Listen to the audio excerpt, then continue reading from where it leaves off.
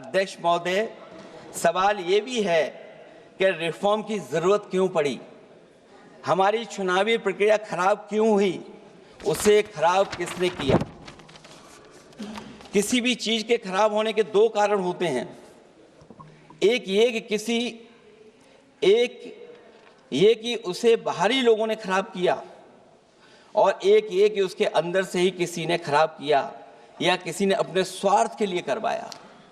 तो अध्यक्ष महोदय, आज ये अजीब हालत है कि बाहर से ज्यादा चुनावी प्रक्रिया अंदर से खराब हुई है। और ये उदाहरण इसलिए मैं देना चाहता था बाई इलेक्शंस के और लोकसभा के इलेक्शन का, क्योंकि जिस तरह की शिकायतें की गई थीं अध्यक्ष महोदय, एक भी शिकायत पे कार्रवाई नहीं हुई। एक और मैं उदाहरण देना चाहता हूं, फर्रुखाबाद का चुनाव लोकसभा का, हालांकि और लोकसभा के चुनाव को मैं नहीं कहूंगा, लेकिन फर्रुखाबाद का लोकसभा का चुनाव जो पिछली बार 2024 में बड़े करीब से मैंने देखा।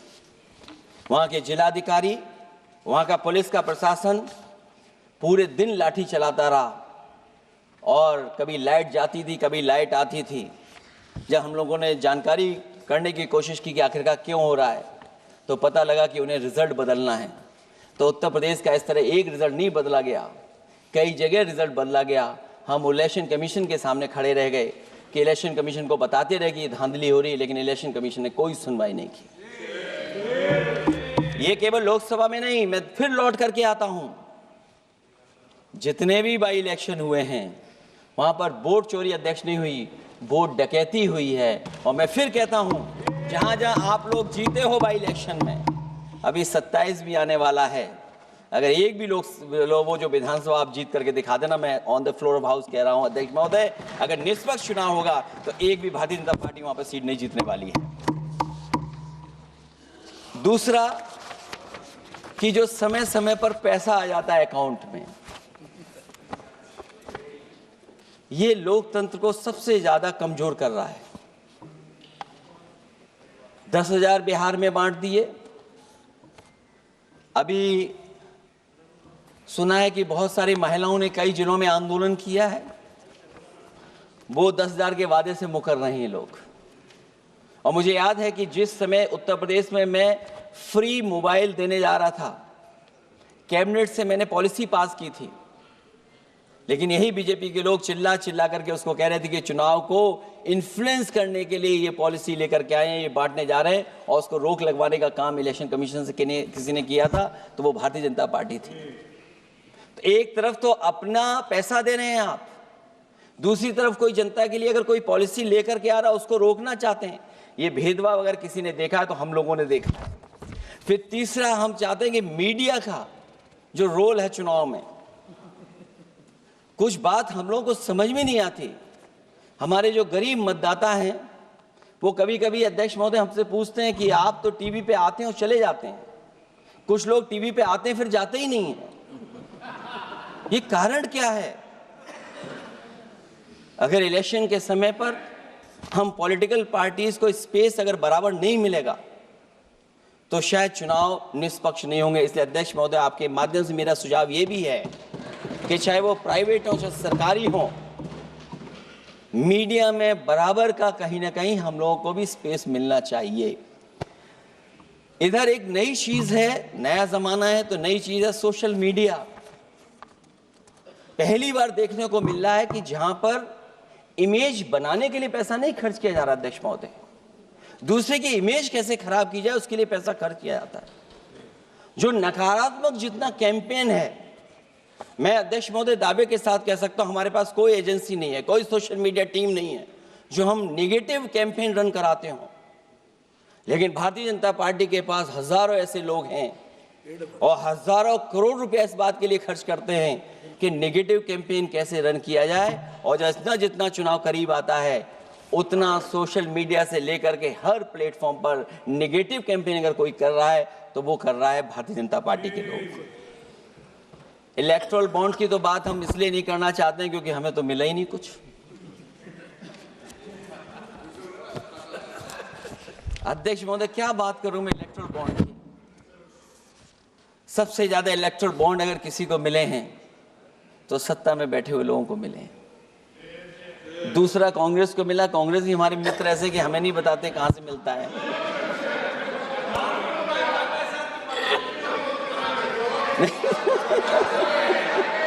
अध्यक्ष महोदय, सबसे ज्यादा चुनावी खर्चा इनके पास, दूसरा खर्चा इनके पास। हम लोगों का भी तो कोई ख्याल रखे अध्यक्ष महोदय, वो आप बता देना।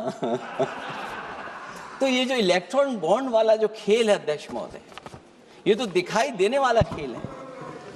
उसमें सोचिए कहां हम लोग टिकेंगे, कहां रीजनल पार्टीज टिकेंगी।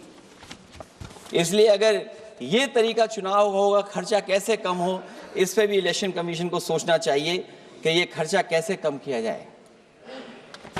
जहां तक एसआईआर की बात है, जो एसआईआर यूपी में चल रही है, अभी तक 10 लोगों की जान जा चुकी है।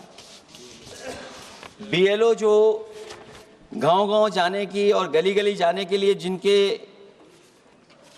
जिनको काम मिला है, उसमें लगभग 10 लोगों की जान जा चुकी है। 9 लोगों की हमारे पास सूची है। मुरादाबाद में बीएलओ सर्वेश सिंह ने फांसी लगा ली, उन पर काम का बोझ था। 29 नवंबर में बिजनौर में बीएलओ शोभा रानी को हार्ट अटैक हो गया। 29 नवंबर देवरिया लेखपाल आशीष कुमार ड्यूटी के दौरान तबीयत बिगड़ी और फिर उनके बाद मृत्यु हो गई। फतेहपुर में लेखपाल सुधीर कुमार ने शादी के एक दिन पहले फांसी लगा ली। और इस परिवार से तो मैं खुद मिला था जाकर के। अध्यक्ष महोदय, जब परिवार के लोगों से बातचीत हुई तो उन्हें ये बताया उन्होंने कि इतना काम का बोझ था उनके ऊपर, अधिकारी इतना दबाव बना रहे थे कि वो क्या करते। और जो इलेक्शन कमीशन ने अध्यक्ष महोदय कहा कि हम ट्रेनिंग देंगे बीएलओ को, मैं ये दावा कर सकता हूं कि उत्तर प्रदेश के बहुत कम बीएलओ को ट्रेनिंग मिली होगी। और यहां मैं कह सकता हूं कि एक भी बीएलओ को ट्रेनिंग नहीं दी गई जो देनी चाहिए थी। और जो बीएलओ लगाए गए हैं, उनका पूरा परिवार लगा हुआ है कि कैसे भी अपने बीएलओ जो परिवार के सदस्य हैं उनकी मदद पहुंचाएं। महिला है वो फॉर्म नहीं भर सकती, कई बार उसके परिवार के सदस्य लगे हुए हैं कि कैसे फॉर्म भरवाएं हम उनका। तो 9 लोगों की जान गई है। हमने अपनी पार्टी की तरफ से तो 2 लाख रुपए की मदद की है। हमारी मांग होगी कि चुनाव आयोग और इस लोकतंत्र को मजबूत करने के लिए जो मदद होनी चाहिए 1 करोड़, और उनको सरकारी नौकरी मिलनी चाहिए। धांधली कैसे होती है, चुनाव होने से पहले ही वोट कट जाते हैं। हमारे राजीव राय जी बैठे होंगे माननीय सदस्य, वो किताब लाए हैं कि नहीं लाए हैं? चुनाव घोषित नहीं हुआ वहां पर, लेकिन सरकार के लोगों ने मिलकर के वोट पहले ही काट दिया। अध्यक्ष महोदय, वहीं से दिखा दो, ये लिस्ट है। अगर एक भी इसमें गलत हो तो बता दीजिए, एक भी गलत हो अध्यक्ष महोदय। चुनाव हुआ नहीं, उससे पहले इलेक्शन कमीशन ने वोट काट दिए। और कितने वोट काटे हैं? 15,000 वोट काटे हैं। और 2027 के 22 के चुनाव में मैंने आरोप लगाया था कि इलेक्शन कमीशन ने जानबूझ करके और सरकार के लोगों ने मिल करके उत्तर प्रदेश में हर विधानसभा में वोट काटे थे और चिन्हित कर करके वोट काटे थे। और ये चिन्हित किया था कि ये समाजवादी पार्टी का वोट कौन है जिसको काटा जाए, और हजारों की संख्या में वोट काटे थे। और जब इलेक्शन कमीशन से हम लोगों ने शिकायत की तो उन्होंने एफिडेविट मांगे थे। मैंने हजारों लोगों के एफिडेविट दिए थे अध्यक्ष महोदय, और ये कहा था कि ये जिंदा थे। 17 में वोट डाला उन्होंने और 22 में जाकर के उनका वोट कट गया है। लेकिन किसी भी अधिकारी के ऊपर अभी तक इलेक्शन कमीशन ने कोई कार्रवाई नहीं की। इसलिए सुधार की ये प्रक्रिया चुनाव आयोग से ही शुरू होनी चाहिए। चुनाव आयोग को निम्नलिखित बातों का सुधार करना ही होगा अध्यक्ष महोदय। चंडीगढ़ में कैमरे के सामने की चोरी पर, बंदूक तानकर वोटरों को वोट डालने से रोकने पर, उपचुनाव में चुन चुनकर एक अधिकारी पोस्ट करने पर, जीतने के बाद भी सर्टिफिकेट बदल देने पर, चुनाव आयोग को हमारे द्वारा दिए गए हजारों एफिडेविट्स प्राप्त न होने की झूठी बात पर, जबकि हमारे पास जमा करने की रसीद है, वॉशिंग मशीन फार्मूले पर जिसमें एक दिन पहले का भ्रष्टाचारी अगले दिन भद्राचारी हो जाता है और ऊंचे पद पर बैठा दिया जाता है, सत्ताधारियों के पैसे बांटने पर पकड़े जाने पर सिद्धांतहीन राजनीति पर भी होना चाहिए, चुन चुनकर पीडीए के वोट काटने पर भी होना चाहिए, नकली वोटर से वोट डलवाने पर भी, नकली आधार कार्ड बनाकर चुनावी खेल करने पर, एक वोटर के द्वारा कोई वोट डालने पर, चुनाव के दौरान योजना चलाकर घूस देने पर। और अध्यक्ष महोदय, मैं ये जरूर कहना चाहूँगा कि जब वन नेशन वन इलेक्शन की बात हो रही है और अभी सत्ता पक्ष के माननीय सदस्य ने कहा कि वो एक वोटर लिस्ट भी करा देंगे, ये बात मैं कह दूं अध्यक्ष महोदय, उन्होंने ये कहा कि वन नेशन वन इलेक्शन तो होगा ही होगा, लेकिन एक वोटर लिस्ट भी एक होगी। हमें उम्मीद है कि वोटर लिस्ट एक होगी और वोटर कार्ड ऐसा बने। अभी तक तो हम आधार कार्ड के लिए मांग करते थे। देश के प्रधानमंत्री जी कहते हैं कि हम तो कई समस्याओं का समाधान कर चुके हैं, सेल्फ एफिडेविट, सेल्फ अटेस्टेड अगर आप दे देंगे डेट ऑफ बर्थ तो हम स्वीकार कर लेंगे। लेकिन अब सुनने में आ रहा है यूपी में आधार ही को स्वीकार मान ही नहीं रहे हैं उसको। आधार जैसा कार्ड जिसमें सब कुछ डॉक्यूमेंटेड है, आपके फिंगर्स हैं, आपकी आई है, आपका पूरा डिटेल है, उसके बाद भी आप आधार को नहीं मान रहे हैं। इसका मतलब ये एसआईआर नहीं है, ये अंदर ही अंदर एनआरसी वाला काम कर रहे हैं। क्योंकि हमने उत्तर प्रदेश में सुना है कि वहाँ के मुख्यमंत्री जी कह रहे हैं कि हम डिटेंशन सेंटर बना रहे हैं। वही एसआईआर में जिसका नाम नहीं उसके लिए डिटेंशन सेंटर की जरूरत है। इसका मतलब अध्यक्ष महोदय, जो काम ये खुल के नहीं कर सकते थे एनआरसी, वो काम ये एसआईआर के बहाने कर रहे हैं। तभी ये कभी कभी कहते हैं घुसपैठियां हैं और डिटेंशन सेंटर बन रहे हैं।